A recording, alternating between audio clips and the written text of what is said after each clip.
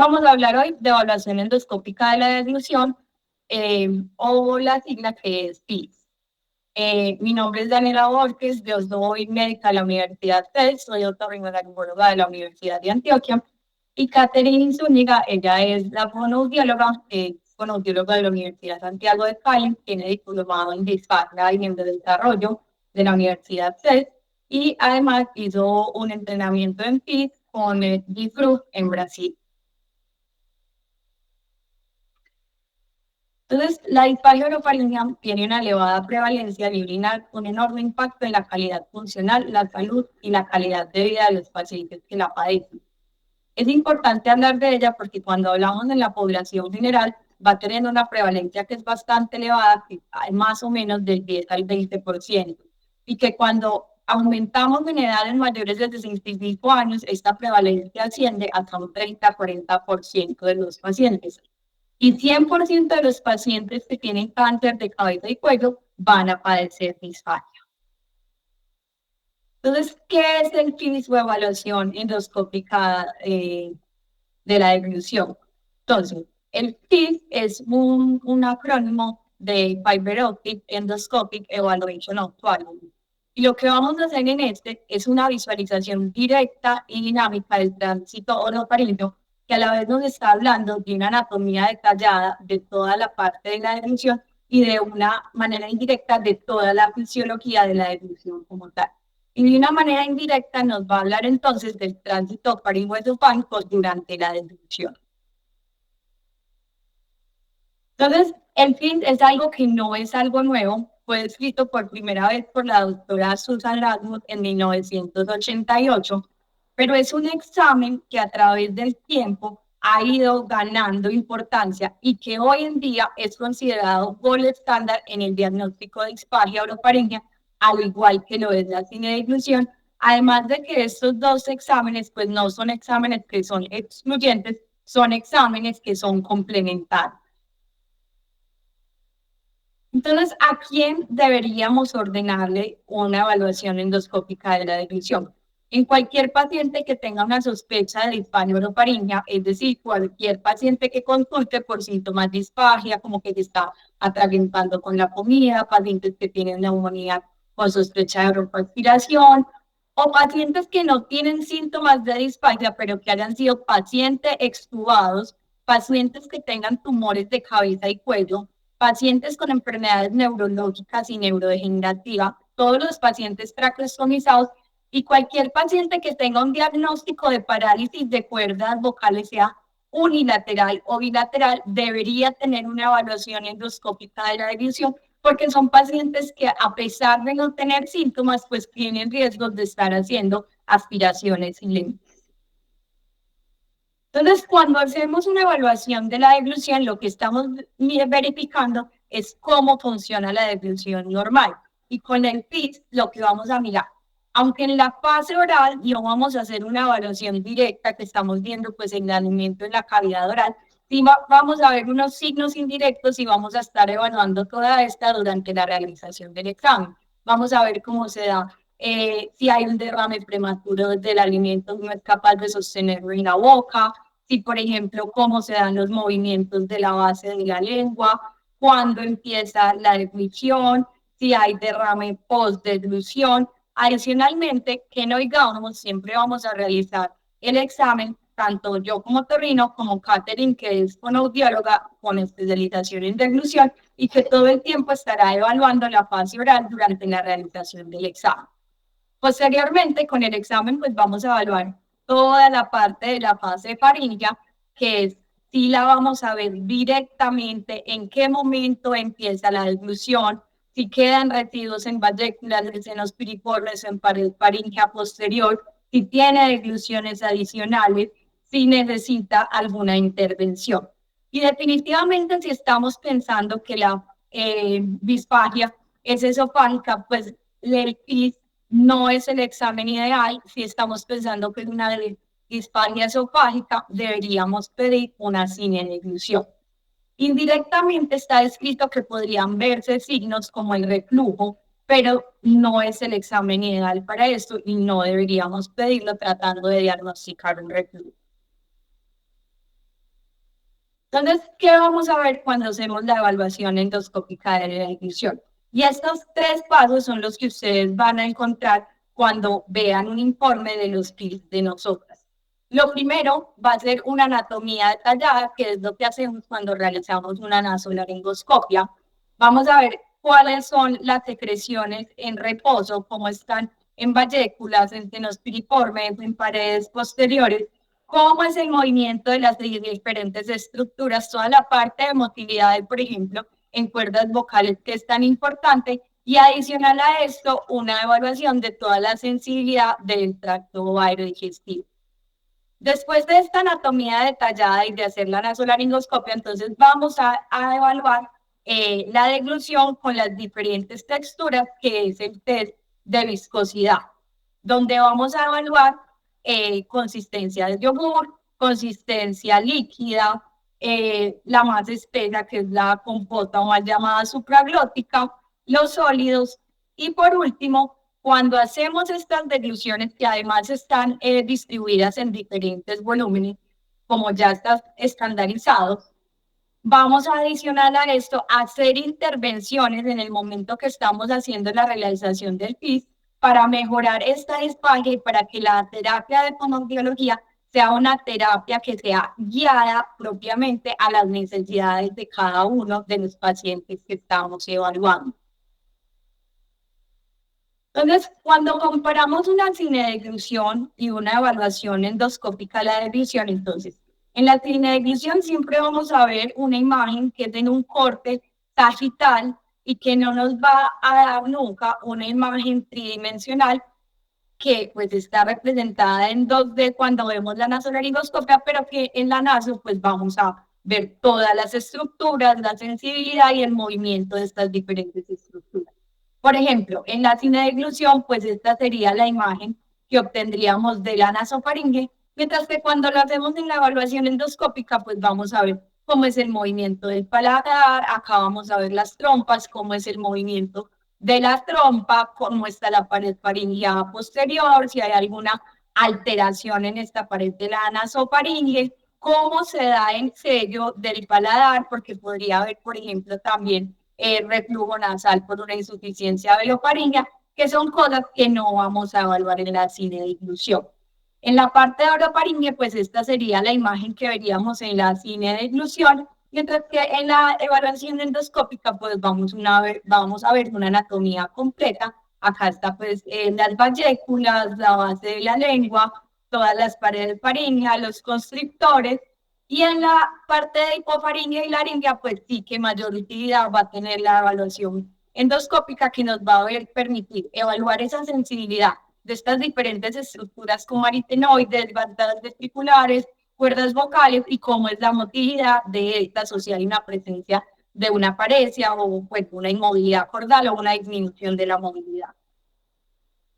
Entonces siempre hay que reportar cómo se da el cierre velofaringeo, toda la anatomía en general de la nasolaringoscopia, cómo es la presencia de secreciones, si hay retracción o no de la base de la lengua, cómo es la función laríngea, la contracción faríngea y la sensibilidad.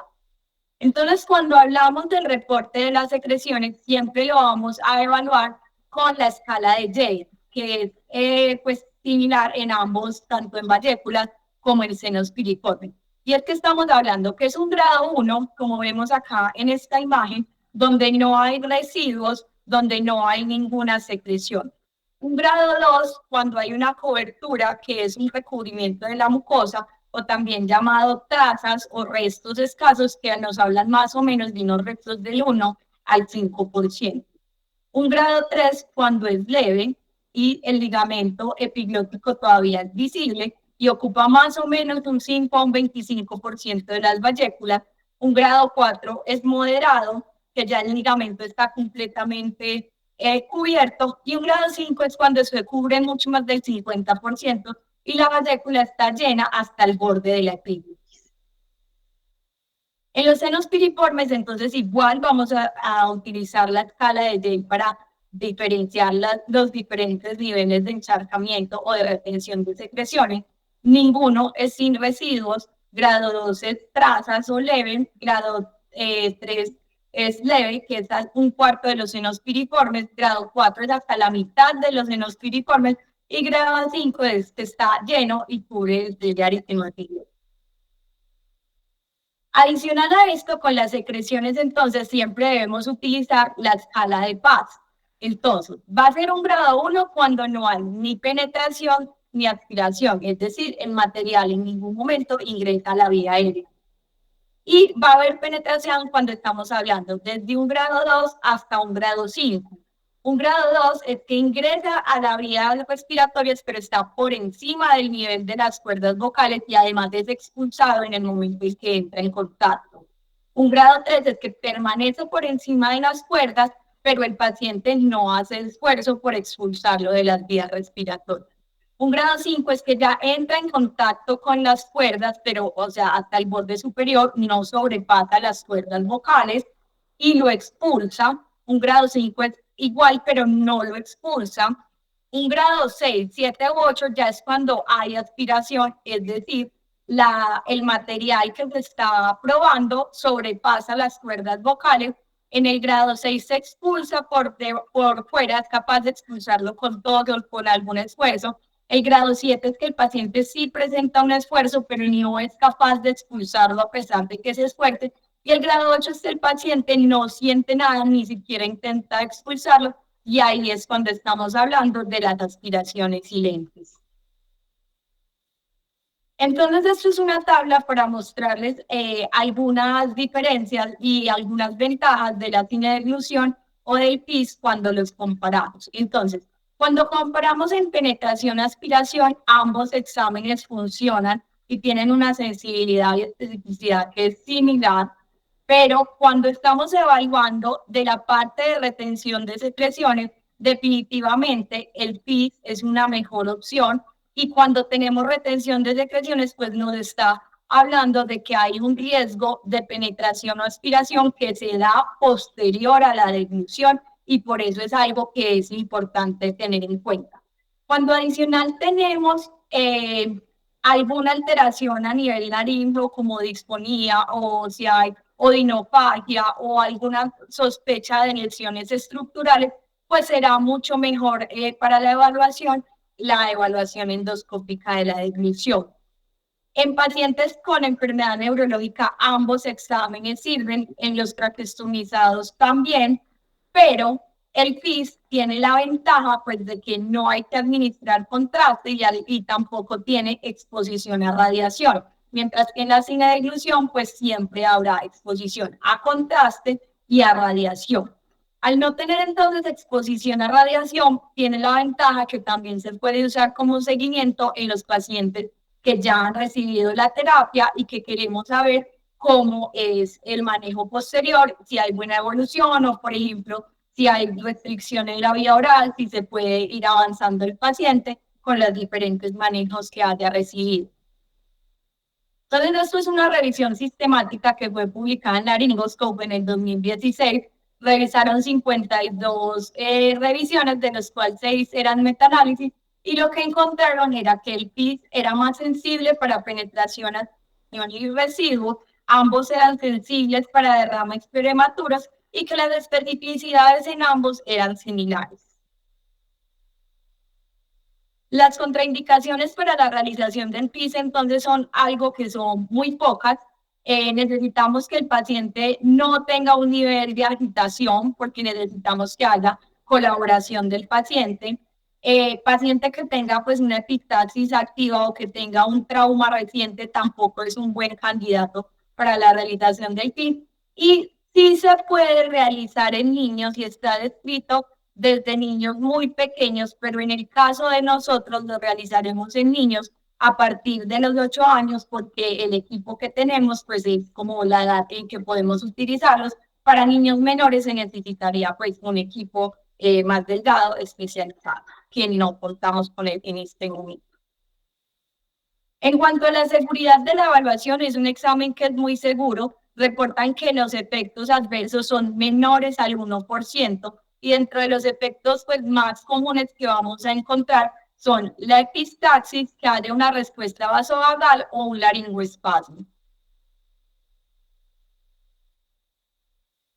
Entonces, en cuanto al tercer paso, que ya vamos a hablar entonces de las modificaciones comportamentales, entonces, ¿qué van a encontrar también en el reporte? Y como vamos a ver ahorita, es que a los pacientes se le van a dar diferentes consistencias, entonces vamos a poder definir cuáles consistencias son seguras para el paciente, cuál sería el tamaño del bolo que es seguro para el paciente, cuáles son los cambios comportamentales que debe hacer durante su alimentación, cuál es el método de alimentación, porque no todos los pacientes pues podrán seguir con vía oral, sino que algunos pacientes pues tendrán indicación de sonda nasogástrica o de una gastrostomía, cómo debería ser la secuencia de alimentación y toda la retroalimentación pues que la tendrá que ver el paciente, tanto como el profesional pues que solicitó el examen. Entonces, ¿qué nos permite el PICS? Nos permite observar la deglución en tiempo real. Al observar la deglución en tiempo real, podemos evaluar el tipo de maniobras que podríamos establecer en el paciente y determinar para que no vaya a tener problemas de seguridad o eficacia durante la deglución.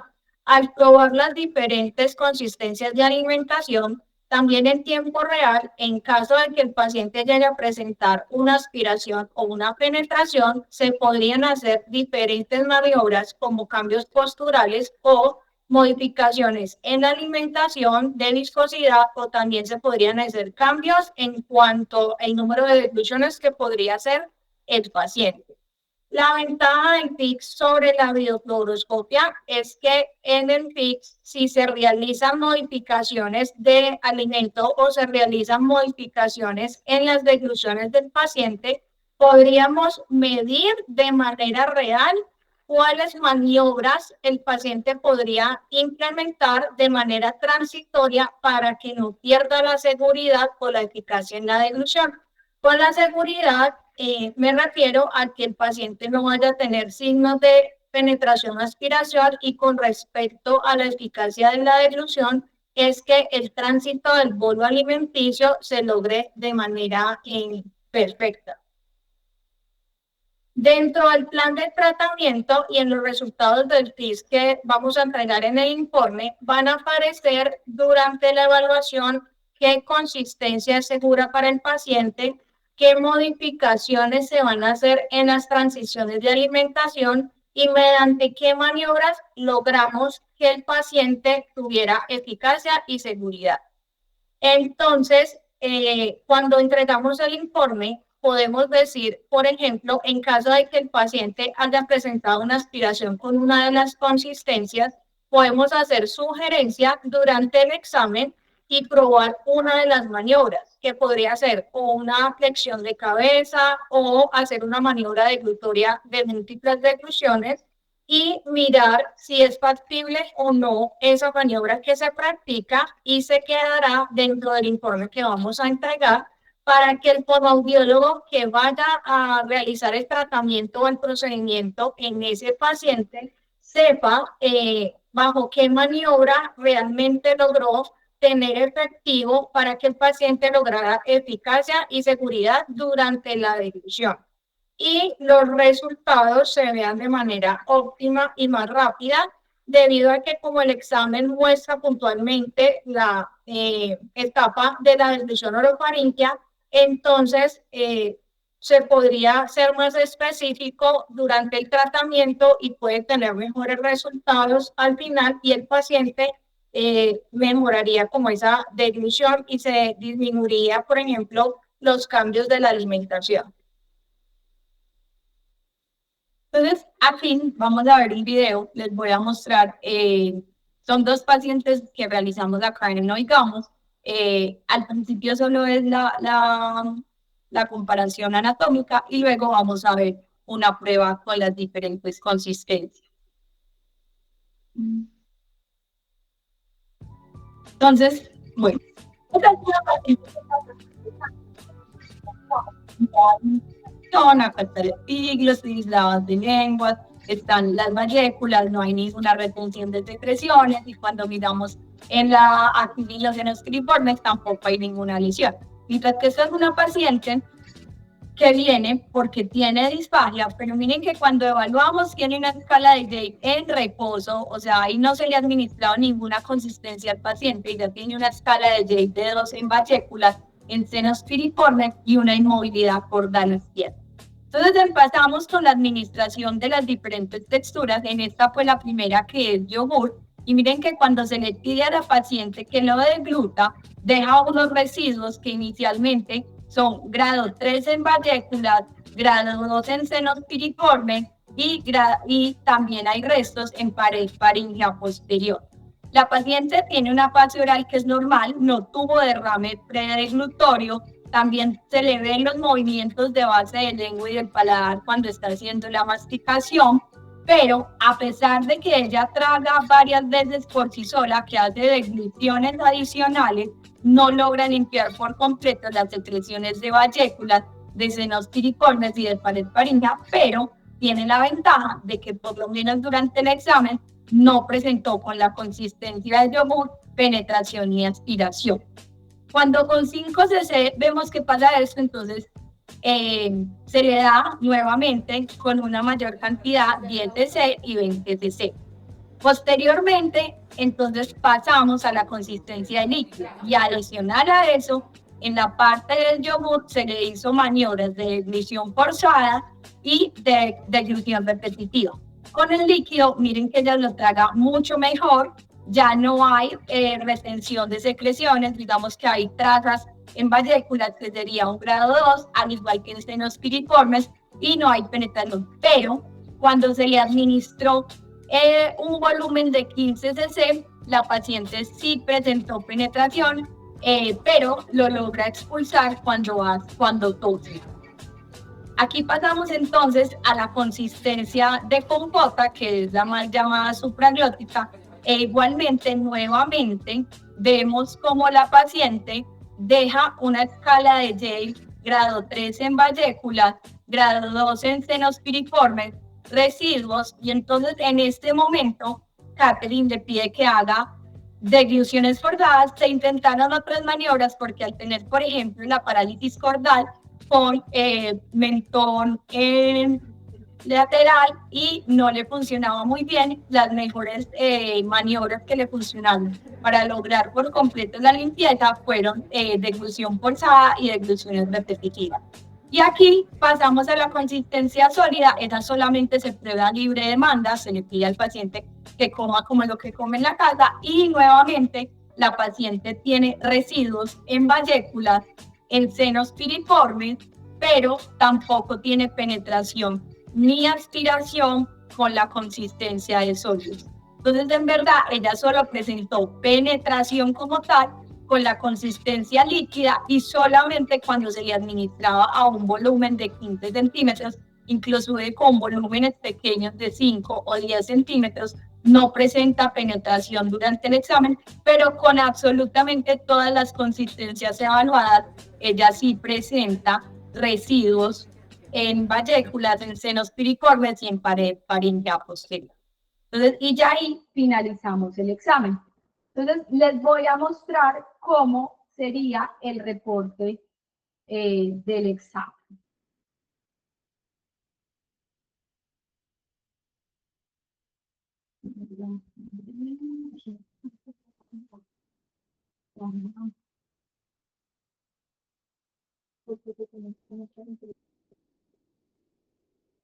Así.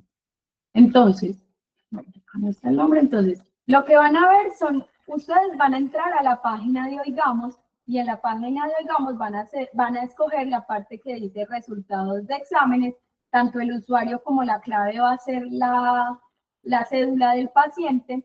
Lo primero que vamos a ver entonces en esta primera pestaña es informe, y esta es la parte de la nasolaringoscopia. Entonces acá está toda la descripción anatómica de una naso normal.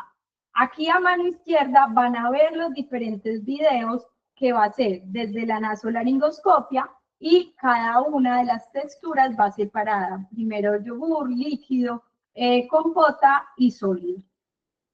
Posterior a eso, entonces van a encontrar la pestaña de sensibilidad, y aquí les vamos a reportar cómo está la sensibilidad a nivel del paladar blando, de la pared faríngea, de base de lengua, supraglotis, constrictores y la motilidad laríngea. En el caso de ella, pues tiene una sensibilidad, era izquierda, tenía una inmovilidad.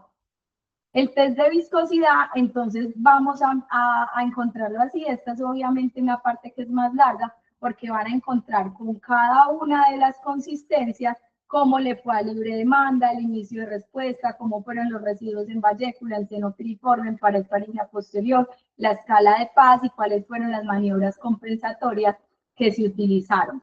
Acá luego van a encontrar la consistencia de yogur, que les va a mostrar exactamente las mismas cosas, todas en libre demanda y los diferentes volúmenes, el agua, el sólido, y por último, pues que es lo más importante y lo que nos va a importar pues a la mayoría, es el análisis y el plan de atención. Que en el caso, por ejemplo, de esta paciente, entonces este sería el reporte de análisis y plan. Entonces, la paciente tiene una disfagia orofaríngea que es un nivel 2-5, tiene una disminución de la sensibilidad laringea bilateral con una inmovilidad cordal izquierda, con una débil propulsión y fuerzas inefectivas de aclaramiento. Entonces, el plan de tratamiento para este paciente sería una dieta que es normal, pero con restricción de volumen en la consistencia líquida, que solamente podría tomar máximo 10 cc por toma, porque como vimos con los 15 cc, pues presentaba penetración, entonces limitamos ese volumen por el momento. Vamos a hacer una estimulación sensitiva con chips de hielo, pizca de picante o jengibre o un sorbo de bebida carbonatada 5 minutos antes de la alimentación, porque al darle esta recomendación, lo que estamos es activando esos reflejos y aumentando esa sensibilidad para que hayan menos residuos y menor riesgo de penetración o aspiración posterior a la deglución. Comer en sitios tranquilos, sin distracción y sin prisa. Postura recta durante las comidas. No mezclar alimentos de diferentes texturas en la misma cuchara. Debe ir a valoración por fonoaudiología porque requiere terapia de deglución por esa cantidad de retención de secreciones. Y las medidas compensatorias sugeridas son deglución forzada y repetitiva, que como vimos en el video fueron las medidas más eficientes para ella en el momento del examen. Y ya con esto finalizaríamos. Entonces voy a abrir los micrófonos por si alguien tiene alguna duda, algún comentario que quiera hacer.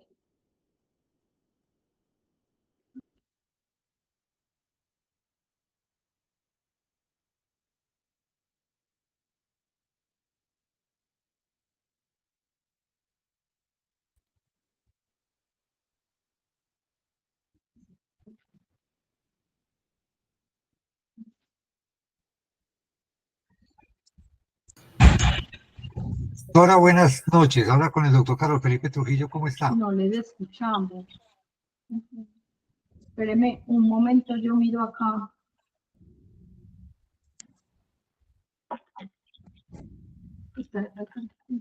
¿Me escuchan ahí? Ahora sí. Quería preguntar lo siguiente. ¿Cuándo complementarían este examen con la cinedeglución? Porque tú dices que puede ser complementario. Inicialmente dijiste que para las disfagias esofágicas pensarías en la cinedeglución. ¿Qué otra cosa nos complementaría la cinedeglución? ¿O de una pensarías en el FES para cualquier tipo de disfagia? Si estamos pensando definitivamente que es esofágica, sí es mejor pedir la cinedeglución. O sea, si el paciente, por ejemplo, no es que se queje de atragantamiento o no ha tenido neumonía, sino que por el contrario es que dice que tiene saciedad temprana, o por el contrario son pacientes que todo el tiempo tienen episodios de pirosis, pues estamos pensando más que es esofágica. Entonces, en ese paciente definitivamente la primera opción sería la cinedeglución. En el resto de pacientes que estamos pensando en la disfagia orofaríngea, podrías en verdad pedir cualquiera de los dos, pero sabiendo que en retención de secreciones y en terapia guiada como tal, es mejor la evaluación endoscópica. Y solamente si nosotros llegáramos a ver algo, pues en la realización de la evaluación endoscópica, alguna cosa que nos sugiera o alguna lesión postcricoidea o que de verdad se vean los episodios de reflujos durante el examen, pues lo sugeriríamos en el informe que sea pedida la cinedeglución. Pero nunca como que de entrada haya que pedir los dos exámenes juntos, no. Perfecto. Muy amable, muchas gracias. El doctor Jorge iba a preguntar algo.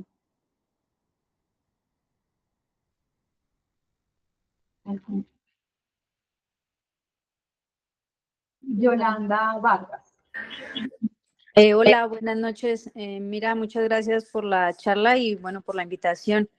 Yo soy gastroenteróloga y a mí sí me llama mucho la atención y pues tengo entendido que esto es como un método nuevo. La verdad que no es que esté pues mucho en boga. Si uno va a buscar precisamente disfagias esofágicas y orofaringeas, que son como los dos grupos grandes, la alta o la baja, como la quieran dividir. El tema de la orofaringia siempre fue como una discusión grande en quién abordarla, si nosotros o los otorrinos. Eso siempre como que hay una distinción ahí y obviamente uno siempre va a buscar si hay signos de alarma. Claramente la disfagia es un signo de alarma, pero bueno, si va asociado a pérdida de peso y todo.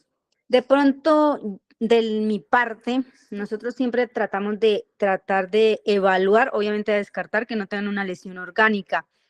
Lo que a mí me llama la atención de cuando ustedes mencionan el tema de la cinedeglución en las disfagias esofágicas y la verdad que en una esofágica que el paciente se queje de síntomas más bajos y no es la primera opción porque básicamente nosotros vamos a la endoscopia y vamos a la manometría esofágica que va a evaluar lo que es la función. La cinedeglución en comparación con la disfagia orofaringea y precisamente es por la división que hacen. Ahora me parece muy bueno por el tema de que obviamente tú estás viendo directamente todo lo que son las cuerdas vocales y toda la parte alta. Eso me parece que tiene, como le dijera, más relevancia comparada con la cinedeglución. Si bien es cierto, la cinedeglución es un proceso dinámico porque ustedes le dan las mismas consistencias y evalúan las tres fases. La ventaja de pronto que me parece interesante y pues no sé qué tan disponible esté por lo menos para uno pedirla, es el tema de que tú estás viendo y obviamente vas a ver si hay alguna lesión y bueno, la van a poder categorizar mucho mejor, pero me llama la atención, la verdad, porque nunca la he pedido y por eso me conecté para la charla, pues para tenerla en cuenta y pues presente en el tema de las disfagias orofaringeas. El tema va a ser eso de la disponibilidad y la accesibilidad para los pacientes, en cuanto uno la ponga como en una balanza, la cinedeglución frente pues a este nuevo método, pero nada, la verdad que está muy, muy bueno y no, para la disfagia esofágica realmente la cinedeglución no tiene como le dijera yo, ninguna papel, o sea, nosotros en las esofágicas bajas siempre vamos a ir a una endoscopia que no tenga una lesión y si no tiene una lesión va a una manometría esofágica y la manometría va, o sea, la cinedeglución no compite con la manometría en las disfagias esofágicas. Eso era como lo que quería yo decir. Y bueno, nada, lo otro sí me parece súper interesante y no, la verdad que está muy bueno y claro, para comenzar a mandar pacientes y eso. Así que muchas gracias. Muchas gracias, doctora. Aquí no son las manos. Fernando.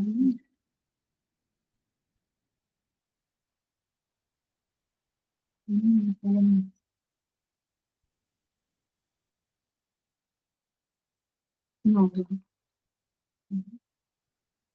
Bueno, entonces con eso finalizamos. Muchas gracias a todos por conectarse, muchas gracias por la atención. Igual todavía si les surgen más dudas o algo nos pueden escribir. El video igual va a quedar montado en la plataforma de Vegamos por si alguno pues quiere volver a ver alguna cosa específica. Muchas gracias, doctoras, muy amables. Muchísimas gracias. Muchas gracias. Muchas gracias. Gracias. Muchas gracias, doctoras.